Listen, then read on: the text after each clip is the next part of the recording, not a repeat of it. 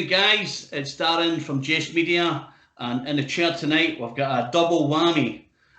We have Dave Rue and Pete, banjo slinger from the Outlaw Orchestra. We're obviously missing Ryan. Where the fuck is he?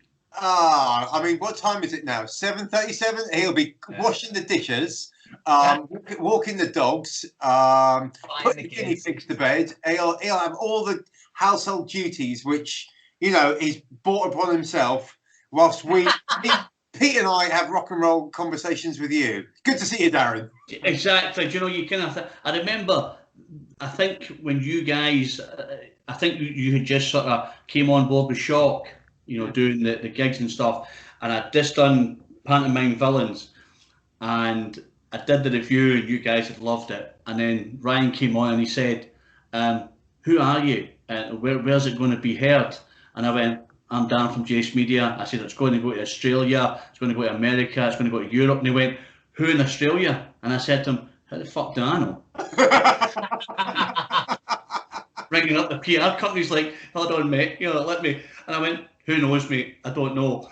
And it was quite funny because when we were talking about trying to get the interview done a few weeks back, when I did send some whiskey home, Ryan had piped in and said, "Oh, it'd be great to get the interviews. It's just Dave or everybody." I said, "Yeah, everybody's welcome.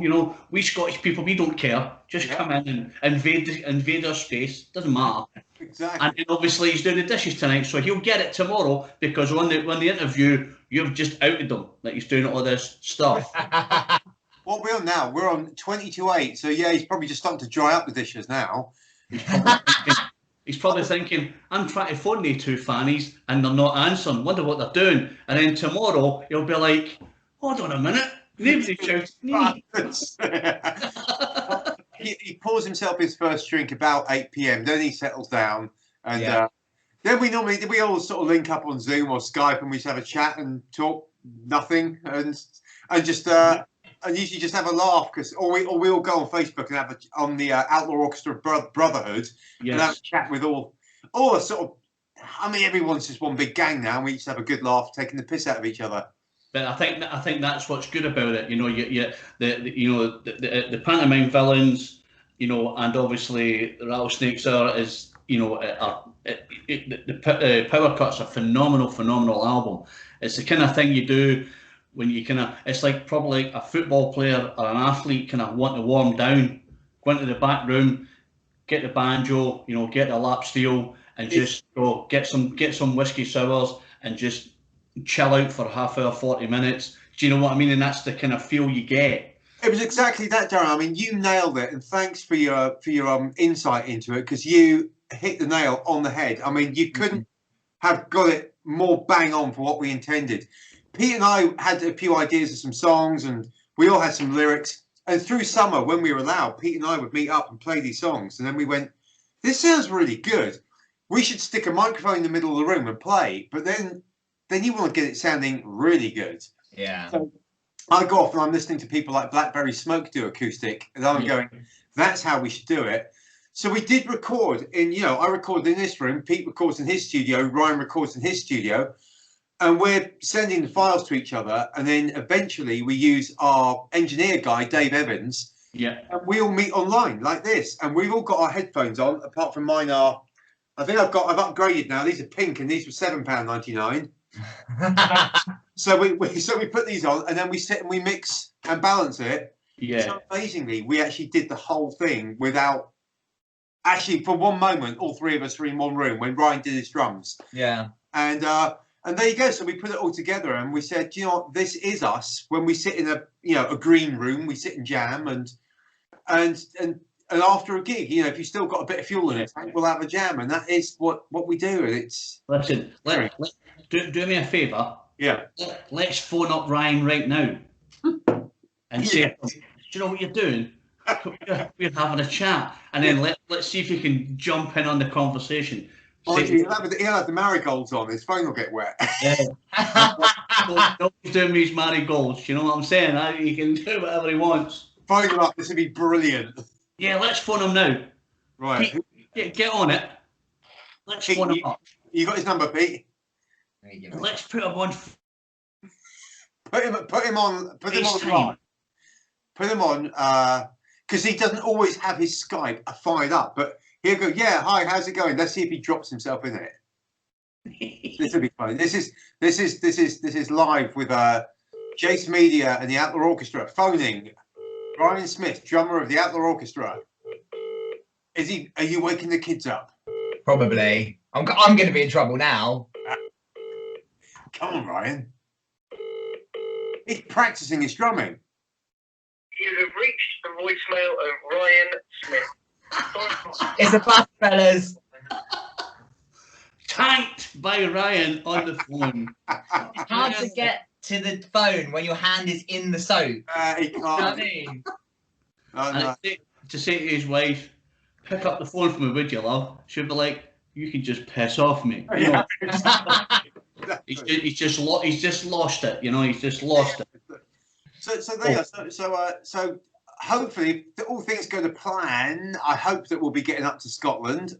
It'll be nice this year. In fact, I think I can't release too much, but we're certainly going to be in every single part of the United Kingdom this year.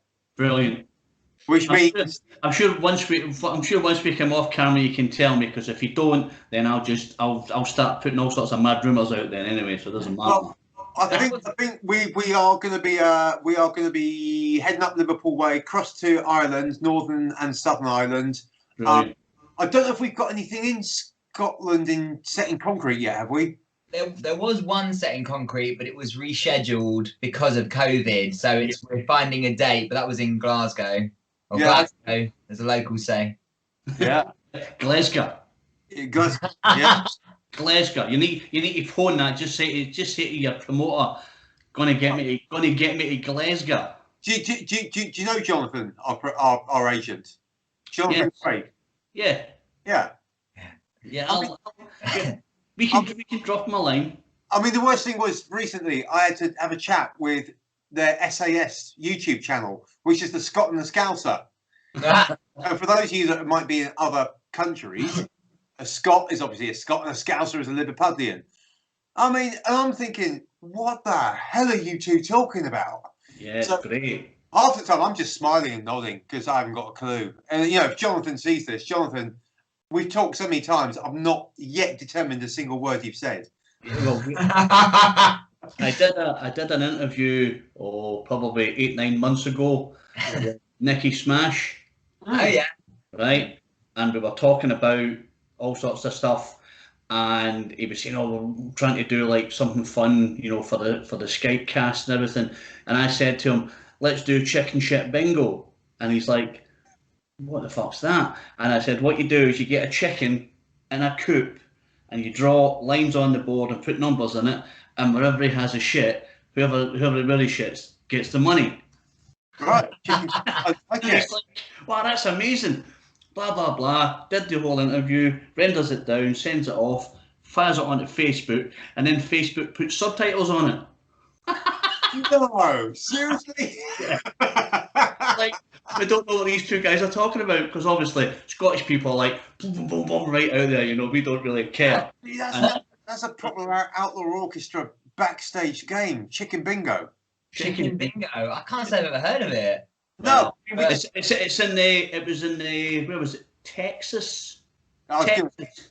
Chicken shit bingo. It's called. So shit bingo. I mean, that sounds like an Outlaw Orchestra song. Absolutely. What are you doing to chicken shit bingo? And how does it go? And bosh, there you have your song. Couple of whiskies. Away you go. See, we'd like to help you guys out with some ideas. So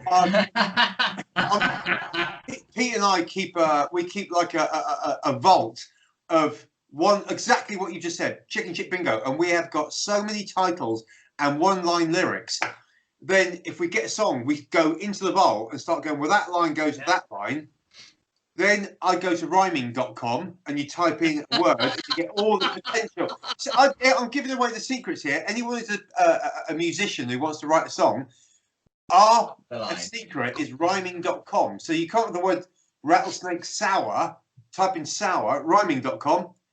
The only problem is it's American, so it doesn't always recognize a lot of the Yeah, the wording that British people will put in because it's the spelling's different and things like that, isn't For it? example, I was in the band for a very short. It's a fictitious band, but we did one gig in California, and we were called the F Holes. So you see that guitar on the wall behind me there? That has F holes in it. So we called ourselves the F Holes, which sounded rude. So in the end, we had to change it to the Corn Hairs, which also sounded rude. Absolutely. So Absolutely. we were either the Corn Hairs or the F Holes. So we're writing this song, and it's a simple little blues slide guitar thing. And I said, in her Daisy Dukes, her shorts are giving me bad thoughts. And they all went, they're being American. Shorts doesn't rhyme with thoughts. And I went, yeah, it does. They went, no, it doesn't. It's shorts. Does not rhyme with, and they're all American. They're going to me, thoughts. Why do you say like that? And I went, it's thoughts. Shorts. They're going, shorts. Thoughts. I don't sound like that. I mean, yeah, you do. Well, here's one for you. I was interviewing Susie Quattro last month night. Yeah. And we were chatting away, and one of my wife's friends said, "Why is Darren sounding American?" Oh, no. And she's like, "What do you mean?" She's, "Listen to him." And obviously, sometimes when you go on, depending who you're talking to, you kind of want to have a little bit of, I could come on and go, "All right, guys, what's happening? How's it going?" You're like, what's he talking about? So you've got to hone your tone a little bit. And she said, "He's not American." She says, "Oh yeah, he's talking like Susie Quattro." And she's like, "How y'all doing?" I'm like, "Buzz Lightyear." Fucking how y'all doing? Hell, man. Oh, anyway, I was talking to Richie from Jace, and he said, "Oh, who's it? Who are you interviewing tonight?" I says, "Is it the whole band?" Is Dave? I said, "Yeah, it's Dave at the moment." I says, "But the other two fuckers will probably try and jump on the bandwagon." And he said to me, he says, "Oh, Dave's a legend. It's the best interview I've ever done." Fucking brilliant. I think it was a Saturday night on the first lockdown, and I had a lined up load of beers, and he had some beers and whiskey. He's in his room, and we start talking CDs like yours behind you. Then we're talking pictures and autographs, and I've probably sunk about half a dozen Budweisers, and he's doing some. We've hit 2 hours, and then his missus comes and joins us. And she's a very good-looking girl, so yes, I'm going to keep talking so that she stays on camera. We must have hit like 3 hours, and it's got to a Saturday night. We're about 1:30 in the morning, and we're just, he's recording the whole interview, and we're still drinking and still talking. Listen, they're the best ones. Just when you have you just have a connection. It's like you were talking about, with nailing the songs, and what I do is like, I almost feel as though I'm standing in the front row, and I'm soaking up everything, and you hear, you hear the lap steel and the banjo and the harmonica and stuff, and people go, "Yeah, they came out and they did this and they played that." But I guess, like, as a reviewer trying to catch the essence of an acoustic blues, in the back room of the gig, for half an hour, you've got to soak yourself in what you guys are doing. You've just came off stage, you've played an hour and a half, and then you've just went, "You know what? I want to do a bit of jamming." And you don't go, "Oh, they came off and they got a guitar out and somebody was waffling some lyrics." You know what I mean? You want to get into it, and that's kind of why, when we spoke about "Send Some Whiskey Home" and stuff like that. Yeah. You just get what you guys are doing. It's a unique sound. It's very hip and happening, because at the moment, blues and country blues and rock blues are the in thing. They're coming alive. They really are. It's kind of like the Nashville sound has gone. It's already gone down the road of very pop Nashville. So it's almost like the outlaw country, what with Cadillac 3 and what have you, and Brothers Osborne. So the kind of outlaw country is getting a bit more popular. We've been doing it for a few years. Amazingly, our home crowds are now starting to become Scotland and Sheffield. Yeah. And I mean, I'm sending out these CDs, and it's just Scotland, Sheffield, Scotland, North Wales, Scotland. And everybody, I think, obviously the problem with lockdown is that, for us as reviewers and the reviewing company, it's been fantastic. I probably get 40, 50, 60 pieces of music every week, Wow. Yeah. You know, so it proves that there's people out there still wanting to make music, and it's proven that they want to be heard, because when the lockdown comes to an end in some way, shape, or form, there'll be a gig everywhere in Britain every night Yeah. for probably 6 to 9 months. It's. I think Pete was telling me about it. Statistically, in the 20s, 100 years ago, Yeah. same thing happened. Same thing. Yeah. Yeah, they That's had a right. That's- pandemic and Spanish yeah. flu and massive recession and So basically, we're going to be doing the Charleston on stage With your chicken shit bingo. with our chicken bingo. Doing the Charleston. I can do the Charleston. If I'm shit faced, I can. I'm worried the chicken shit bingo might become a nickname that lands on me at some point. That's what. Well, Maybe I have mean, it at the side of your stage, just a little chicken stoating about. You know, I'll tell you, I went to see many moons ago ZZ Top ZZ Top. I knew you were going to say that. in Glasgow. Right, my dad's mate was the head bouncer, and he said, "Oh, there's a good band on tonight." Now, I'm 11, 12, 13. I'm a skinny, long streak of piss with a wedge haircut and all that. You know, like stoating down to the Glasgow Apollo. Now, the Glasgow Apollo is probably one of the most iconic. It was one of the most iconic gig venues in the world. Everybody's played there, you know. And when you go there, the place just shakes. You know, the stalls and the circle like this, and there's cement falling off the side of the walls because people are just rocking out, you know. And he said to me, "Oh, ZZ Top's playing." So it was the Eliminator tour. And I went, "Oh, that's cool, yeah." So I bought a sleeveless T-shirt and all that, you know. I thought it was quite cool. Bought a program, sits in the upper circle, and it starts playing. The next minute, the curtain opens, and there's a cow on the stage. They took the Some whole. hay. I'm like, what the? And there was a buzzard next to Frank Beard sitting on a perch, and they're like thrashing it out, and you're thinking, this is just incredible. It's insane, you know. And have you watched the documentary on Netflix? Yes. I must have watched it 10 times. I love it so much. They're just such a fun band, you know. They're so iconic. But I guess that this is where kind of some of your kind of sound. Oh, I think undoubtedly, you know, we have become tres hombre, three men. And Well, so two men and a guy that wears marigolds. So we need to put that out. two men in the dishwasher. There's a name for an album. 2 men in a dishwasher. I'm actually surprised he's not phoned you back. What's he doing? He won't phone me back now until tomorrow lunchtime will be when I get a call back. Yeah, but I'm loving it because he'll see this interview and he'll hear us talking about him. And the thing is, I think his missus lets him wear the marigolds, the apron, but that's it. Listen, I suppose he's got to be the master of something. So if he's wearing the marigolds and the apron, you know, and maybe nothing else, cowboy boots or a Stetson, who knows? You know, it's like that's a great look. Yeah, it is what it is. Do you know what I mean? So listen, I must say though, on the album, it's getting a lot of love on social media. I think a lot of people are really getting into it. Do you know what it was? You know, I had to say early on, look, this is stripped back. This is us backstage because a few people said, "I'm going to get this. I'm going to turn it up to 11, shake the foundations." And I said, "It's not that kind of thing." Then I'm going, "Oh my God, what if it backfires?"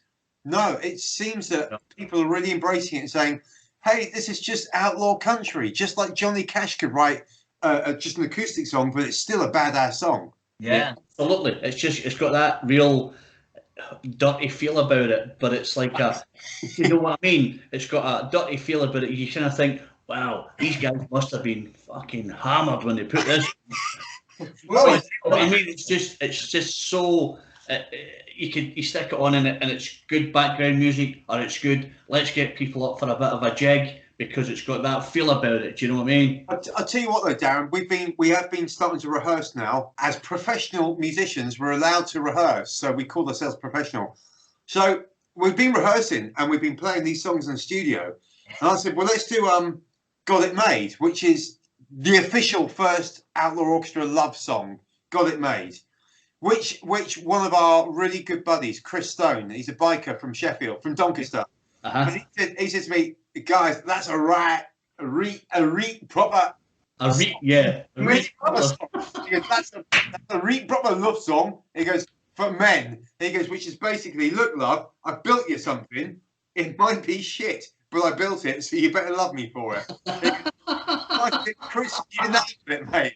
I mean, for example, this time last year we're in lockdown, and it's my missus' birthday. So I started asking around on Facebook, what can I do? The shops are shut. And there's a girl we know from Warwickshire, and she said to me, has she got a bird table? I went, no. She likes birds as much as I do. So I go out into the shed and make her this nice birdhouse, and I'm painting it, and it all looks nice. I take pictures, send it to this girl we know called Chelsea, and Chelsea goes, yeah, that's great, she'll love it. The only things that loved it were the local rats. So this year, Dave, are you going to make me something better than a rat feeder? I went, I don't know, I was just going to do up last year's present and give it another lick of paint. You're like, yeah, listen, I've talked myself. I made you a fucking bird table, calm down, love. But see, women are never appreciative. They don't appreciate stuff. So that is the basis of the song "Got It Made." Is, look, I built you a really shit birdhouse, but at least I tried. And I think that's what you. I think you maybe need to put that in the footnote. This is about building something. Now you can use the Glasgow term. This is building something for my bird, right? So your bird's your wife. So building something for my bird, and she didn't like it. So you can, and that'll be the premise of the footnote. This is for the guys out there who build stuff for their bird, and the bird doesn't like it. End of story. And people will go, "Wow, I bet this is fucking brilliant." And then everybody will love it. So there you go. It's just like it's got it made. But it is, I got it made. And the line is, but I made you love me. And that's a home run. I made you love me. You've made everything for her, and you've made her love you. So, it's a romantic love song without being too Keith Urban. Yeah. Everybody's a bit of Keith Urban in their life. I like Keith Urban. And obviously Ryan's thing is that he's wearing the marigolds and the apron for his wife to say, I made you love me because I'm wearing the fucking gloves. Yeah. Funny you say that about the cowboy boots. Me and Anne, we were talking about the States. Me and the missus, we've spent a lot of time in the States. We're driving through Nevada towards Vegas on one of those roads that just goes off to the, Yeah. So I said, here's a great picture here. I pull the car over, take all my kit off, and just put on my cowboy boots and got a cowboy hat. So I run out into the middle of the road, stand on the white lines and put my thumb out and put the cowboy hat over my tackle. And she shouts, there's a car on the horizon. And there was, and it was a police car. And I'm hopping about on the white lines. And of course, I've no socks on. And your feet, if you're hot, get stuck in cowboy boots. And I am hopping about and I can't get this thing off. So, and the car's getting closer. So I sit on the bonnet and grab the map and just put the map over me with my cowboy hat on. And they go straight past. I was sweating bullets. Absolutely. But there is the picture. The picture is out there on Facebook somewhere. There's me with absolutely no kit on, apart from a cowboy hat over my tackle, with the cowboys in the middle of the road. I'll put it on the Outlaw Orchestra Brotherhood. Yeah, I'm sure we'll find it somewhere, Dave. Don't you worry. Here's the problem. Pete and I study the analytics, and the analytics are 67% of people that buy our CDs or follow us are male. 67%, leaving just 33% are women, and of that 33%, a lot of them are married to or dating some of the 67%. Which leads to very more small statistic available. So I'm shooting for that small statistic. Listen, we have to give some people hope. So, there is that little piece in there that you need to give them hope for, So it's all good. Everybody digs it. Everybody gets down. And I think that these are the perfect times to do like you could do a full electric thing, or you could do some country hoedown stuff. But I think what you've done is a perfect mix. It's got a bit of everything. Pretty cool, you know, the radio station stuff. That, you know, it's pretty cool, and I think it gives people the. However, I have to interject there because for those listening, Darren's review nailed it. It's just fantastic review. I was really on cloud nine. It was a great start to the weekend. And then at the very bottom, it says, Dave Rue, you've got to hear this, Pete, and you've got to hear this, Darren. Dave Rue, guitar, vocals. Ryan Smith, percussion, vocals. Percussion, drums and vocals. Drums and Unbelievable. Pete Riley, banjo. Now, on the album, Pete played banjo, mandolin, bass, vocals, guitar. Yeah, but I couldn't fit it all in. Fuck me, man. It's like it'd be like he's the most important guy in the band. Fuck, he is. What do you two do? Do you know what I'm saying? So it's like you've got to weigh it out a bit. Now Pete's coming in and giving it. Listen, I play banjo, mandolin, I sing it. So people get the feel for Pete now. You've just ruined it. No, you know. I'm being honest here.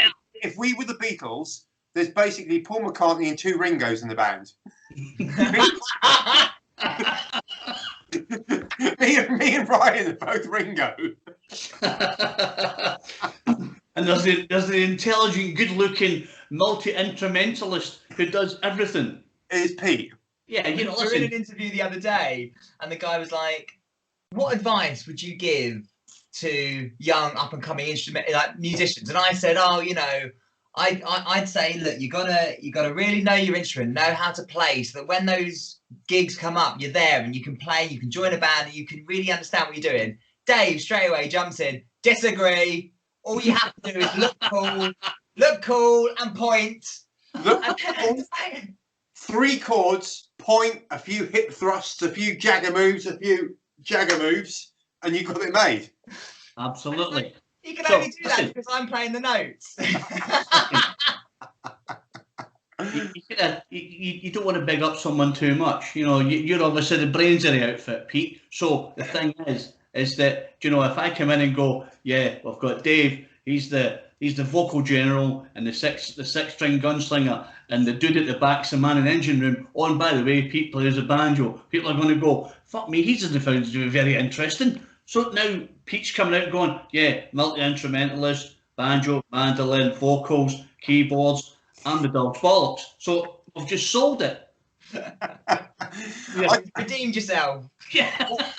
Because when Pete and I read your review and then we're chatting, I said, well, I'm glad somebody's taking you down a few pegs, Pete. You sometimes when you do, like, because obviously in different reviews, you know, you're doing banjo, you're doing mandolin or something, and whatever, and you kind of, when you do just read some of the bio will change. You know, sometimes they'll put in, he does bum bum bum, you know, a big line like this. Fucking hell, Pete's got like 1 million letters after his name. Yeah. He's really important, right? And people go, oh fuck, that boy at the back just plays the banjo. But when you get there, people go, wow, look at this dude. He's doing everything. Look at the other two. They're a pair of nuggets. They're doing nuggets. You know,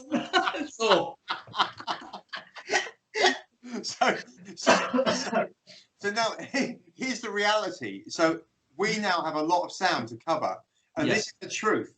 So Pete literally in the studio has his pedal steel in front of him. He's got his banjo in front of him, so he swings the banjo around, plays pedal steel, then banjo back round, and on the floor he has foot pedals which are linked to a keyboard that play bass. I'm playing guitar, which I also have my rig splits to a guitar amp and to a bass amp. So I'm also playing bass. We're both playing bass, and I'm playing guitar, and he's doing banjo. And so it's like patting our head, rubbing our tummy. Ryan, of course, he's just banging the old. Yeah, it's like having 3 Rick Allens in the one band. It's fucking hell. Look at what you do. I play everything with fucking one arm and one leg. Yeah, it's truly like that. And then one person we chatted to said it's actually quite technical, and I said it's got so technical and tricky. He said it's a bit like Rush, Hillbilly Rush, and that's become. And I'm loving this phrase now. If somebody asks, we're Hillbilly Rush. Brilliant, brilliant. Listen, I think it's it's not a bad it's not a bad company to be put into. No. You know, a little Russians, but you have just a unique sound, you know, and I hope that when Ryan sees the interview and he's like, fucking bastards, you know, I hope that when he sees it and he hears me chatting and stuff, you know, what we do with this, you know, your review, as I say, goes to Australia. We've got people in Australia. My son lives in Australia, and he's got a few people that he'll stick it out to. We've got people in America and New York, and we've got people all over Europe, you know, and these guys pick it up. And, you know, I think the review, I think on Saturday night, it's something like 950 views. Wow. Just on the one night. And I guess I think what it is when you tap into a band and people like what they hear, you know, you put a song out and then somebody does a review. Now here's the one. King released an album last year. Yeah. The first single was Never Give In, right? And so Glenn said to me, will you review the single? Yeah, not a problem. And I reviewed it. And when I get into a song, like you guys, I mean, obviously that's a meaty review. That's a meaty piece of just done for you dudes there. Right? Love it. We put it up on Facebook and Twitter and Instagram, and it had something like 29,000 hits.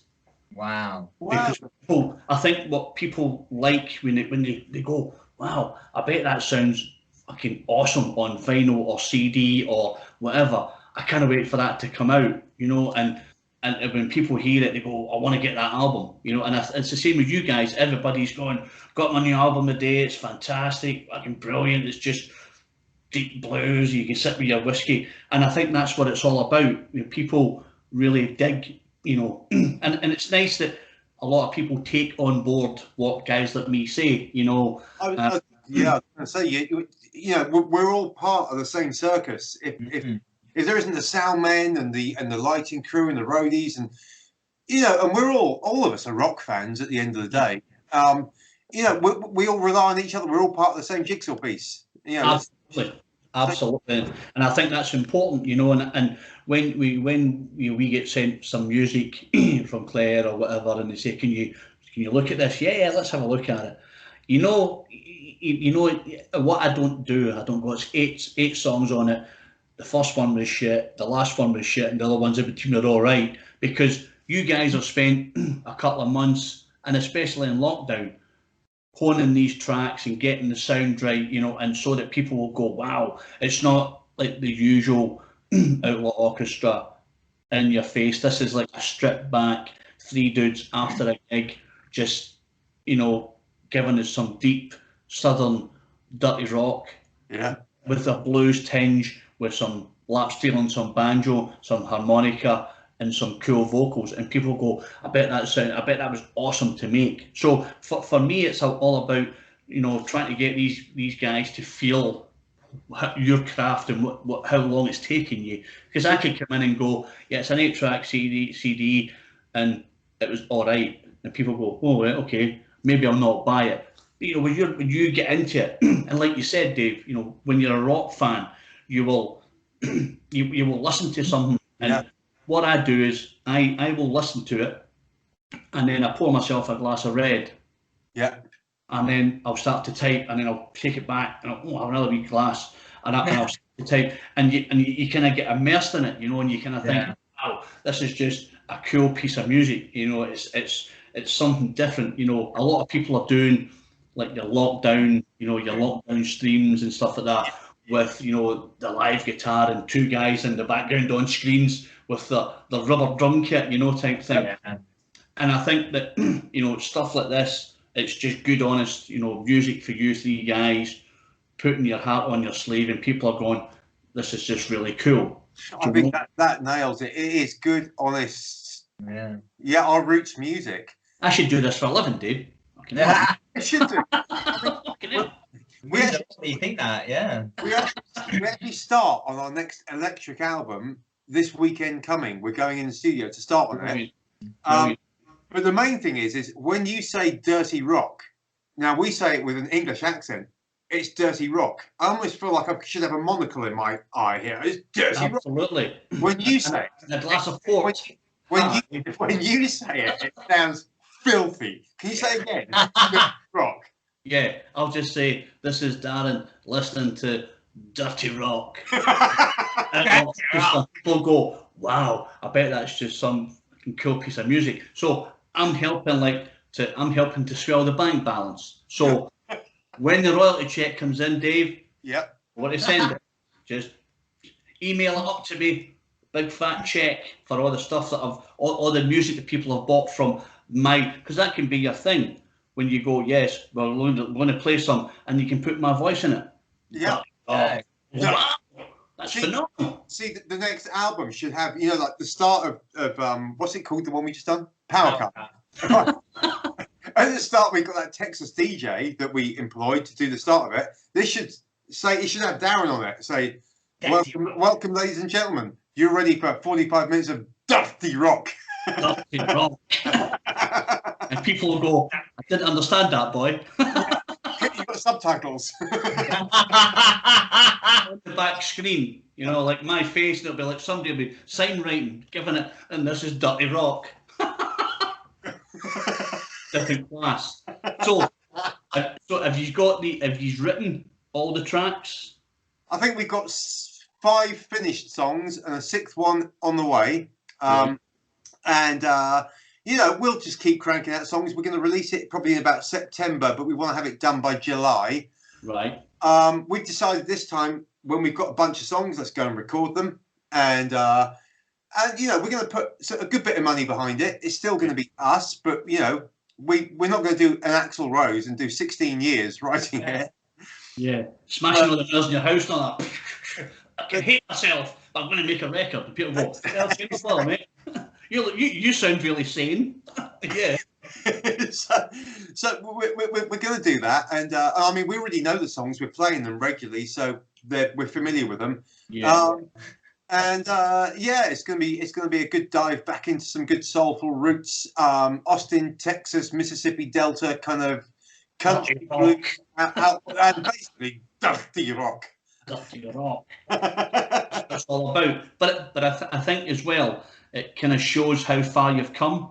From when you first started out, and pantomime villains and kind of what the sound was, and then you've moved in another direction with the smoky bluesy stuff, and you're now moving back into a full electric, heavier sound. So I think I think musicians, and it's been tough for everyone. I must admit, it's been really tough. My last gig, I did an interview with Bruce Kulick. Yeah. On the 28th February, and then I went to see Samantha Fish. Yes. And that was my last gig. Was it 2020? Just let you know, Pete, because you're a nipper. Bruce Kulick, he was one of the guitar players in the band Kiss. Yeah. And when they did the album Crazy Crazy Nights, that was a big album for them. It was. And Bruce Kulick was the guitar player. Great player, really good player. He's a really good friend of my mate Buzzy's. A really good rock player. But going back to you saying when you were a kid and you were on the Eliminator tour up in Glasgow, I remember one of my first gigs. I watched Entertainment USA with Jonathan King, and I'm a wee lad, and I saw Kiss, and I'm from up to that point all I knew was the Rolling Stones and my dad's record collection and the Faces, and suddenly I'm a little kid watching Entertainment USA, and there's Kiss in full makeup, and it's like the unveiling of that is the best thing I've ever seen. Yeah. And they were coming to the UK with an unknown band supporting them called Bon Jovi. Nah. And I remember getting my T-shirt, my little cut-off sleeve T-shirt, animalised. It was like leopard skin, and it said Kiss. I remember going to school next day, all like little tough bastards in my sleeve T-shirt with Kiss. And I remember the headmaster dragging me in. getting me a shirt from the lost property cupboard to go over my kids' t-shirt. Oh, your t-shirt. Well, I'll tell you, when I was lucky enough, I roadied for Bon Jovi and Kiss when they came to Glasgow. Wow. That would have been the same tour. Yeah, and this was the first time that they weren't wearing any makeup. And I was pissed off because they come out on stage with no makeup. Yeah, right. So I'm standing. So we've done now. On the back of that, the Bon Jovi had released "Runaway." Yeah. Right, and off the royalties, John Bon Jovi bought Jimi Hendrix red and silver leather pants for $25,000. Wow. Right, so he wore them on that tour. So gets all the stuff in and all that and all the rest of it. And I'm standing in the Apollo. It's a real old kind of rundown theatre, you know, with sticky. You feel like Michael Jackson, sticky carpet shovel like this, you know, leaning forward, giving it. Oh, look at me! I can moonwalk. Right, stuff like that. And I was up in one of the circle boxes with Tom Russell. Tom Russell was a very famous Scottish DJ. Yeah, he introduced us at Troon. Yeah, right. So I'm standing there. I'm turning away to Tom, and this dude comes up. He's like, "Hey man, how's it going?" I was like, "Hi, right, big man." He's like, "Yeah, cool. What a place." I said, "It's a fucking shithole, but it's our shithole." And he went, "Cool. Listen, I have to go." And he walks off. So I've not looked at this dude. I've not turned round. Tom Russell's like that. And he said, "Why didn't you turn round?" I went, "What are you talking about? Do you know who that was?" I went, "No." And he said, "That was Gene Simmons." It was Gene Simmons. And he walked off, and I'm like, all right, big man. Because you'd never seen them with their makeup off. And I'm thinking, it must just be like one of the roadies or something, you know. And that was one of the stories, you know, much like you, Dave, I've got like years of stories and stuff like that. And it's brilliant. And the rock scene is just an incredible scene. You know, for stories. I mean, I think I spend more time. I can't wait to get off stage, put the guitar in the van, and go and talk to people like yourself. I just love sitting and swapping rock stories. Yeah. Well, here's another one for you. I was 11, I think 12. Yeah. And as I say, my dad's mate was the head steward at the Apollo, and he said, "Oh, get the big man down tonight. There's cracking band on." Right. So out my school shirt, straight down to the Apollo, and at the back of the Apollo is a massive big blue door, huge big thing, a good knocker on it. Boom, boom, boom. The door opens and he goes, "All right, big man, and you come." So downstairs, bypass the manager's office, bypass the band's room, all tune up. Shoves me through the Apollo curtains. Now the stage in the Apollo is about 10 foot high. So you get a sore neck, right, looking at it. Yeah. Lights come down, this band come out. And I'm like, wow, they're fucking brilliant, right? AC/DC. I was going to say, I've just let there be rock. Yeah. And I'm like, wow. So you've got all these guys, big massive beards, cut off denim shirts, tattoos. I've got like a fucking Fred Perry or something on me, a pair of jeans, and they're giving it whoa. And I'm like, this is magic. Lights come up, and this is my recollection. I might be wrong, I'm not sure. He pops his head and he goes, "All right, big man, how was that?" I went, "Fantastic. Do you enjoy it?" I went, yeah, fucking brilliant. And he said, "Are you staying for the main act?" I looked at my watch and I said, "No, I've got school tomorrow." And he went, "Well, that's a shame." I went, "Who is it anyway?" And he went, "Oh, the Rolling Stones." And I said, "I can never heard of them, mate. See you tomorrow." And I walked out. No. Right? So I get home and I'm sweating, hair stuck to my face, and I walks in and my dad's like, "All right, big man, you're home early." I went, "Aye." I said, "Oh, what a show, it was brilliant." And he said, "Who was it?" I said, "Oh, this band called AC/DC. They were fucking brilliant." And he says, "It's only 9:30. Why are you home?" "I've got to school tomorrow." And he said, "Who was the main act?"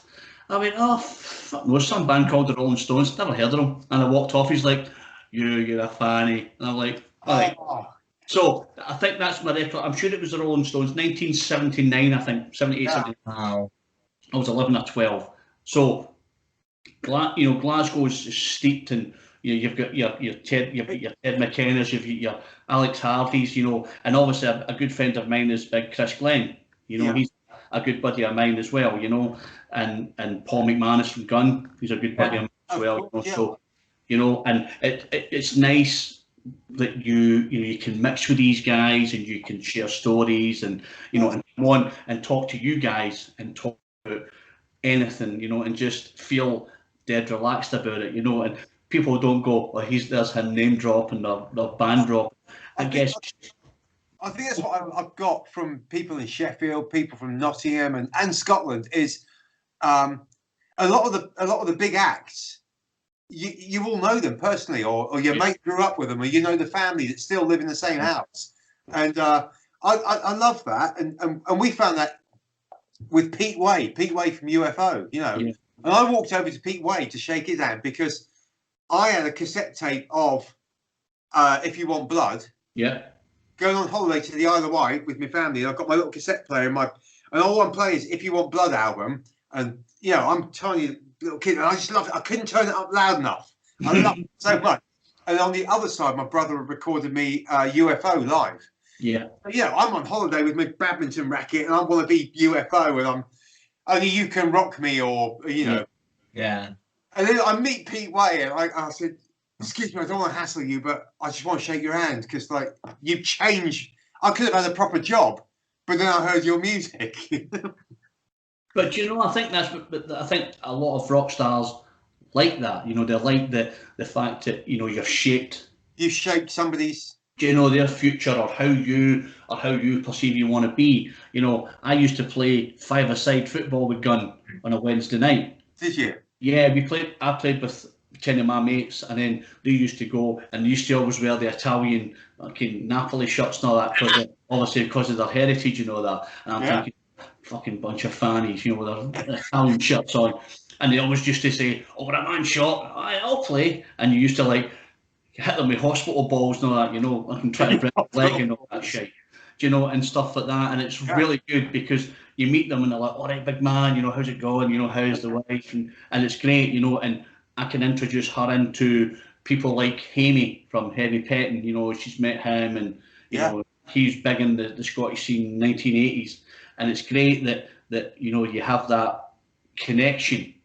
That people just go, you don't come on and you go, "Oh, I'm a good guy and this and that, and I've met all these people," and people go, "He's a bit of a fucking poof, isn't he? He's met all these people." But for me, it's nice to share stories with you guys, because I love that, and that's why I've always thought, rock music and country music is the working man's music, and we're all, at the end of the day, we just want to have a beer after a day's work. And absolutely. So what do you think the plans will be once you've kind of got the album out? Are you hoping that you're going to get touring and doing shows? And we amazingly, things seem to have been. We didn't want to use lockdown to sit on our butts and do nothing, so we were doing a cover every Friday night. We do a cover song. Yeah. So if you go to the Outlaw Orchestra, outlaworchestra.com. Unfortunately, I don't watch it because I watch Emmerdale on a Friday night. So that's my rock and roll lifestyle. Friday night, I'm like, Outlaw Orchestra, fuck that, Emmerdale's on. Well, I listen to the Archers in the afternoon, so I catch the early one of the Archers. If you go to the outlaworchestra.com, we have done lots of cover songs. So we have put together a little bootleg. We can't sell it because you've got to pay royalties, and we don't want that. Mick Jagger doesn't need any more money. So we've done a whole bunch of covers every Friday night. Then we started bringing out that boy. Yeah, so we have kept really busy, and it seems to have worked. That we now bring out Power Cut, and suddenly we're getting lots and lots of offers, and now we're trying to jiggle the diary to fit all these offers in. And fingers crossed, it just goes up from here, because what we miss more than anything is doing this, hanging with people and chatting stories, and also we've got to remember to play guitar a little bit and do some songs. Yeah, get up on stage now and again and do some work. No, but I guess for you guys, it's a real privilege as well that you you don't, and this is not to be unkind to anyone. You're not doing a real job. You know, you're not working in an office. Or me, I'm a warehouse manager, and I can move golf clubs about all day. You know, but I don't give a shit because my passion is my music. You know, and I do. Same as us. I do this. You know, and I review every night, and I'll try and get as many interviews in from all over the world because you just want to. A, for me, it's getting my name out there. B, it's getting the company out there. But C, it's connecting with like-minded individuals who want to talk about music, who want to talk about, you know, how good rock music is and how great it is that people are saying, let's do an interview. Yeah. You know, some of these people just go, put an album out and that's it. You know, but I like to get to know you guys. I like to, you know, get into your bones and ask about your life and stuff. And then when you meet on tour, you have a beer and you go, oh, remember that time we had that conversation? And people go, wow, they must love their fans. And I think that's what's good about it because you just have connections, you know what I mean? And it's not like strained or forced or I want to get him to talk to me. It's like, how you doing, mate? And people just look at you and go, well, that must be brilliant. And I think that's what's really good about, like you said, the rock brotherhood, where people just come together. And we can take the piss out of each other and have a laugh and swap a story. Absolutely. Yeah. Absolutely. Tell me something, because you know your music shit and you're Scottish. Why has there always been a big country music thing in Scotland? You've got people like you had the legend that is Sidney Devine. Right. Right. He died week before last, and he was a massive country western star. Yeah. And you have a place, and you probably need to go to it in Glasgow called the Grand Old Opry, where they have like pretend gunfights and all that, and they have like the whips out, and they have they get the lassos and all that, and they have the hold down dances, and it's brilliant. And I guess it's just that because Scottish music, it's like bagpipes and banjos and Billy Connolly and people like that. I get because he was a country artist, you know, he played kind of country banjo with all of his songs, and people just, you know, and like Alex Harvey, you know, they had that country kind of vibe as well, and people just like what they do, you know, they feel like the passion, because Scottish people write about, you know, they write about stuff that happens to them, they write about their country, you know, beyond Bonny Hills and all that, and fucking. I suppose, of course, Irish people do as well. So when you get the Irish and the Scottish go out to America, that's the obvious routes to the country. Absolutely. You look at people like the Proclaimers, you know. Fantastic. You know, and they've probably made about 3 albums in their life, but they're quadrillionaires, you know, 2 ugly dudes with glasses, like me, like, you know, oh, maybe I could make some music, fucking hell, man, and people just love all that, you know, you know, people just that, and I think that's what's important, you know, that Scotland is really steeped in musical history, you know, it's had lots of, you know, it's had millions of pop stars, you know, the biggest in the world, Jim Kerr, you know, you've had Jimmy Somerville, you know, you've had Jim Diamond, you've had Texas, Wet, Wet, Wet, you know, cool. You know, and they're all different kind of genres. Because William Wallace played pedal steel, didn't he? Yes. Yeah, William Wallace. I saw it because, I remember Mel Gibson in you know, in the movie, but he did that pedal steel bit. Yeah.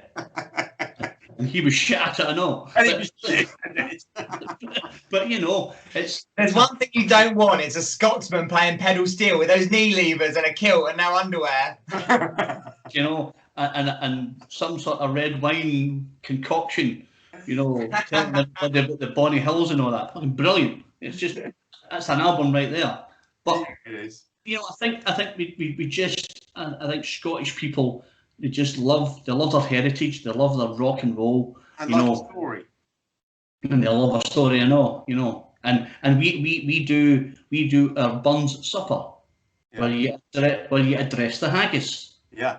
Do you know, cut it open with a big fucking blade and go, I'm going to eat you and stuff like that, and people go, that's magic, you know, like, because the Americans know that love like the kilts and things like that, and Yeah. you know, when you go to your whiskey imports and stuff, and they just love.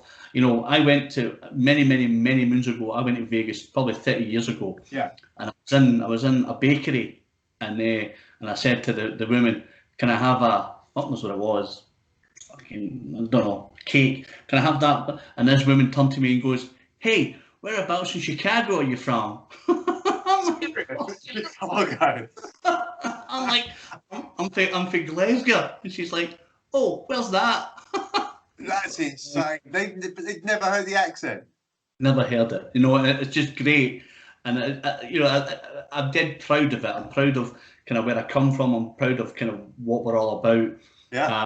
And you know, and it's just great that when you do mixing and stuff like that, people just want to talk to you because I think they love the accent. You know, and there's so many different Scottish accents. You know, a lot of people love people like John Hannah because he's got that kind of, you know, he's from East Kilbride and he has quite a posh, proper. You get Billy Connolly, who's like, "Ah, how's it going?" You know, and people go, he must be dead rough, you know, and stuff like that. But you know, it's just people just love chatting to the Scottish people. It's the same as, you know, Billy Connolly's been a great ambassador for Scotland. Yeah, it has been. And I picked up his book recently, and it got to, I think I got about 4 chapters in to his book, and I couldn't breathe. I'm laughing so hard. I'm trying to read the stories out to my missus. In the end, I said, "You just read it." She's upstairs, and I can hear her screaming with laughter, and she is wiping the tears out. It was just the best read in years. Brilliant. The guy's an icon. And he's a folk country player as well. And he plays, you know, he was a big banjo player. And he plays an auto harp. My missus plays an auto harp. So my missus plays an auto harp. We'll sit here we don't have a TV. So I'll sit here with my dobro. I'll sit here with the dobro, and she sits here with the auto harp, and we sit here and play country songs. What could be better? Some whiskey and away you go. And the dog sits there howling, and you know, it's just brilliant, you know, and it's just a great, and I've been in the music industry for 30 odd years. Yeah. I've toured with bands, I've been a bodyguard, I've managed bands, you know, and I'm now kind of promoting bands and stuff like that, and it's great because you still have a real connection, a real interaction with people, and it's brilliant. You know, you just, you know, and people get to know who you are. I mean, you go to, I mean, you're doing stuff like, you know, you're doing a review. King did they played a live set from the Berkeley Studios in Glasgow, and I reviewed it, and the boys are like, "Oh, big man, that was fucking brilliant, magic," you know, because I think you sit and you listen to him, and you think it must be just really cool to be a musician, you know, pick up the guitar or get behind the drums and rattle out, you know, an hour and a half or 2 hours tunes and go. People just love what you do, and I admire you guys, you know, because you put your life on the line, you know, you put your money on the line, you know, and you put your kids on the line to go and do tours, and hope that at the end of it you've got a relatively healthy bank balance. Yeah, but then saying that, I mean, the amount of times we've said, "Well, should we do this gig? It's 5 hours drive. Well, we're going to come home with 100 quid each," or we'll say we're going to break even, and then Pete will go, "Yeah, but if we don't drive up there and we don't do this gig this weekend, what else are we going to do? Nothing. Watch TV. Let's go have a rock and roll weekend." Absolutely. Get some drink and just enjoy yourself. And I think that's what's good about it, you know. And you're right, you've got to make that choice. Do we drive 5 hours, you know, and get 100 quid, 200 quid each? Or do we sit at home and then you think to yourself, you know, I wish it's a Friday night, we should have been in Glasgow or London, Liverpool, you know, having a all rare tear. And I think that's kind of what it is. And you've got to make that choice, you know, thanks to you guys, I think are making, you know, cool, good old rock and roll music that people really get the feel of. And I think it's just fantastic. You know, it's just a brilliant album. You know, Pantomime Villas was just phenomenal. And I think, you know, as I say, people are just, the comments that I get, you know, people will go, "Great review." I get lots of people saying, "Oh, great review of that band," and you know, and they're my favourite band, and what an album it is. And I think for you guys, that's great to hear because you get people who are going, you know, they're spending a tenner or $9.99 or fucking whatever it is. I get it for free because I get to review it. So hang me if you want. Fucking fuck it. So, you know, and you kind of think people put that on the car and they go, wow, that's just brilliant, because it's just like, you know, you can just sit and chill, or you can drive at 100 mile an hour with a banjo and the lap steel banging out, and you think that's just magic, you know, and you kind of think to yourself, I just want to see that live. I hope a few blokes are going to fall out with their missus and then send her a mixtape with "Got It Made" on it, and she's going to go, "Oh, I love him really," and we repaired that relationship. And then at the end of it, it says, "You've just listened to some dirty rock." What's not to like? Hey, Darren, we should give a shout out to your son in Australia. What's his name? His name's Ollie. Ollie. Where is he in Australia? He's in Melbourne. Is he? Yeah, he's living the life, you know. He's just a wee he's a Londoner. Yeah. He was born in I lived in London for a number of years. Yeah. And he's like, all right, mate, how's it going? I'm like, fucking what? You know. And he moved out to Australia. It'll be 3 years now. Yeah. He'd a tragedy. His wee girlfriend died, and they were going to go to Australia, and he didn't go, and he decided that he wanted to go, and he said to me, "I'm going to go to Australia." I'm like, "Yes." I'm thinking like maybe, you know, usual 3 months. You know, he said, "I'm going to go in kind of December, January." I'm thinking, "Oh, January, February, March, get the summer out of the way." And I said, "Oh, when are you coming back?" And he said, "Oh, January 20. Like, that's a fucking year, wee man. He went, "Oh, did I not tell you? I've got a year visa." Oh, fucking brilliant. So he's there about 6, 7, 8 months, and he goes, "Dad, I'm just renewing my visa for another year. I've met somebody." All right, no bother. We're like, "What are you doing?" So he's a gardener, right? And he just loves it. He says, I go to work at 7:30, and I'm in the house for 4 o'clock, and I'm shattered. I'm like, fucking hell, that's a half a shift, wee man. That is half a shift, but you know, Melbourne's beautiful, great city. Yeah, he just said it's so vibrant, you know, and I'm hoping in the next couple of weeks to interview Gary Beers. Who's Gary Beers? From INXS, bass player. Oh yeah. Okay. Yeah. He's now living in Los Angeles, and I've covered all of his EP and stuff like that, and we're just in negotiations trying to get him, you know, to come and chat to me. And you know, my boy went and got me for my Christmas an official INXS tour shirt. Awesome. Right. From Melbourne, because a lot of them were from Melbourne. Yeah, from Melbourne. You know, and he's just like, "Oh, it's great, Dad," you know. And I've kind of got a hand at the moment, Chase Media, with a couple of bands out there. A wee band called Wicked Smile. Yeah. And a band called Shotgun Mistress. Right. They're a couple of hard rocking bands, and you know, I'm doing interviews and all the time and pumping their music, and that's right. And it's just, and I said to him, "Go along to the gig and, you know, introduce yourself." And he's like, "Nah, no way, Dad. No, I'm not doing it." And he, you know, he spoke to the guys and they're like, "Yeah, your son's really cool," and, you know, and stuff like that. So it's nice that he's kind of getting steeped into it. I got him to see last year Jeff Tate. Yeah. Yeah. Jeff Tate played in the Croxton Tea Rooms in Melbourne, which is really quite iconic place. Yeah. And the wee guy who plays guitar is Gordon's boy, Kieran, right? And you know, he's like, "All right, wee man, how's it going?" He's like, "Oh, mate, what's happening?" Right? You know, it was just dead funny.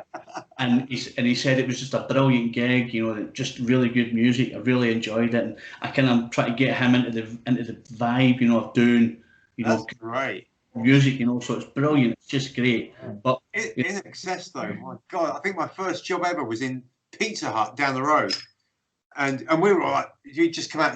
We were 16 years old, and the only album we had in the restaurant was "Kick" by INXS, and we just played it on loop over and again.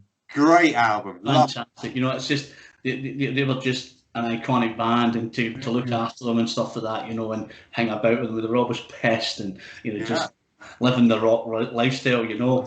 So he's got a new LP out. Yeah. as I say, lives in Los Angeles now, and you know, I'm trying to tie that down, so that'll be a really good interview if I can get it. Yeah.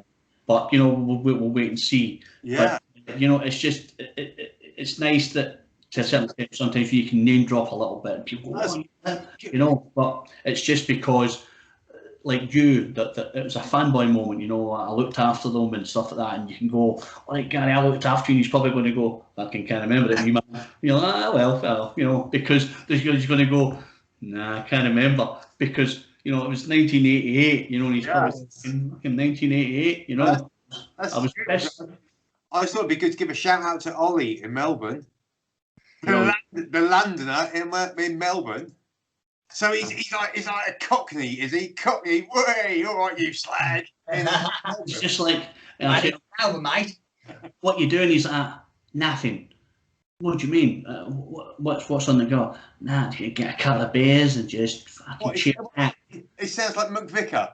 Yeah. That is, Pete. Yeah, he's like, just gonna chill out, Dad. I can take Chill it. out. I'm like, all right, little boy, you know. So it's just really cool, you know. We chat every Monday or Tuesday. You know, he phones me up and he's like, "Whoa, what a day! It's like 95 degrees outside." I'm like, "Yeah, fucking good for you, mate. Look at this, it's snowing." He's like, "Fucking," you know. I'm going back to Scotland. You know, and mind you, Melbourne gets really cold. It is south. yeah, it will do. So, you know, he said that. He says, oh, freezing, Dad. What's the temperature? Oh, it's 16 degrees. I'm like, that's a heat wave in Scotland. I'll get my shorts on. Fucking calm down, man. I remember I worked with a fella called Ali, obviously from Glasgow, because I'm a goldsmith. And I was working alongside this guy called Ali, and we had this girl from Nebraska alongside us. This girl from Nebraska had no idea what I was saying. I don't speak fast. You can hear what I'm saying. Yeah. She couldn't figure me out, and she said to me, "What country? Where's he from?"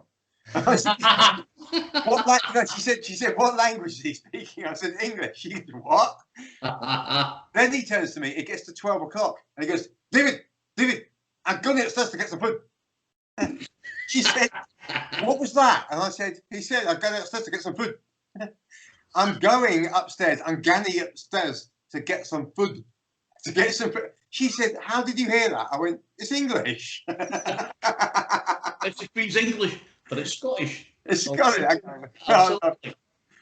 Listen, guys, I've taken up a load of your time. I really appreciate it. It's been a pleasure. Yeah, it's been brilliant. Yeah, it's been fantastic, and I'm glad you could join us, Pete. Otherwise, I've spoke to him all night. Fucking hell, man.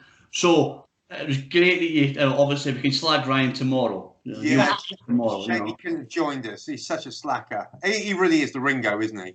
He is a Ringo. Yeah. And you're the other Ringo. I'm the other Ringo. And the other guy's the brains of the outfit. Absolutely. It is what it is. You know, we've all got the crosses to bear. You're the Captain Kirk. I'm not even Spock.